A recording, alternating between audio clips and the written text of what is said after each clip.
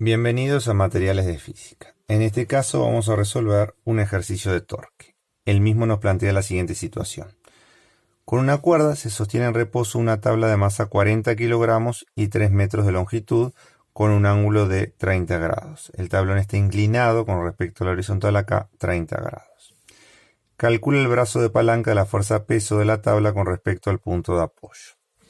Nosotros vamos a considerar que todo el peso de este tablón está aplicado en un solo punto, que sería siempre el punto medio. ¿Tá? En la letra nos dice que el largo total del tablón es de 3 metros, por lo tanto, esta distancia, ¿sí?, sería de 1,5 metros. ¿Sí? Entonces, la distancia, el brazo para la fuerza peso, es de 1,5 metros. Ahora nos piden que calcule el torque realizado por el peso. El torque, habíamos dicho que lo podíamos calcular como la fuerza por el brazo por el seno del ángulo. El peso acá estaría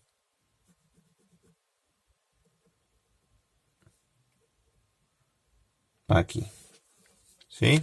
Entonces vamos a ver qué ángulo se forma en este caso entre la distancia entre el brazo y el peso. Y vemos que si este ángulo es de 30, el ángulo que se forma acá es un ángulo de 60 grados.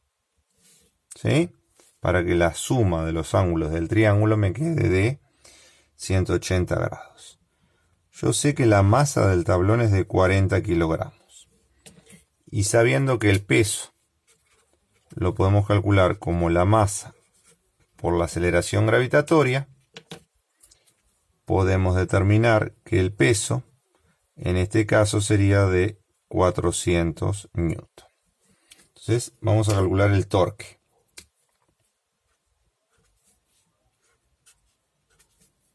Entonces me queda la fuerza, que son 400 newton, por el brazo, que en este caso es 1,5 metros, por el seno dijimos recién de 60 grados. Entonces, para calcular el torque, debemos hacer 400 por 1,5 por el seno, en este caso de 60 grados.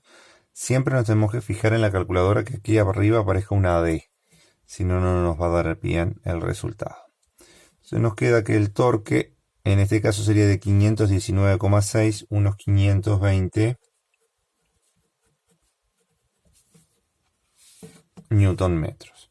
¿Tá? El torque del peso en este caso es de 500 newton metros, que es lo que nos preguntaban en la segunda parte del ejercicio. Tercera parte nos dice, calcula el torque realizado por la fuerza de tensión de la cuerda con respecto al mismo punto. Nos dice que esta tabla está en reposo, ¿sí? Como la tabla se encuentra en reposo, se encuentra en equilibrio. Vamos a anotar eso. Como la tabla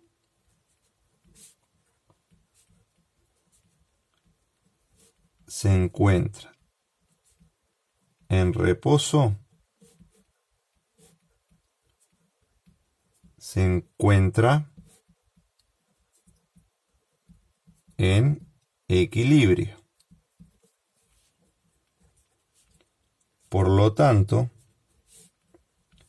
la suma de fuerzas y la suma de los torques es nula.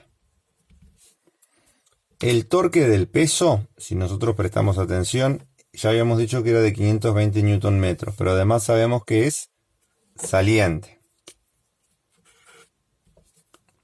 que lo representábamos con un punto. Por lo tanto, el torque de la tensión también tendrá que ser de 520 newton metros, pero en vez de ser saliente, va a tener que ser entrante. Entonces voy a poner que el torque de la tensión es la tensión, el módulo de la fuerza de tensión, por la distancia, por el seno del ángulo. El torque de la tensión, ya dijimos 520 newton metros. La distancia de la tensión es el largo total de la barra, que era de 3 metros. Por el seno del ángulo. El ángulo que se forma entre la tensión, ¿sí?, y el brazo. Todo este ángulo de acá. Y este ángulo de acá es de ¿cuánto?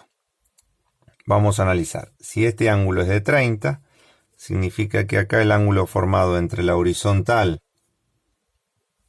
¿sí?, y la barra es de 30. Más este otro de 90, en total tenemos un ángulo de 120 grados. El ángulo formado entonces entre la tensión y la barra es de 120 grados. Entonces, vamos a poner acá 120 grados. Entonces nos queda 520 newton metros. Es igual al torque de la tensión.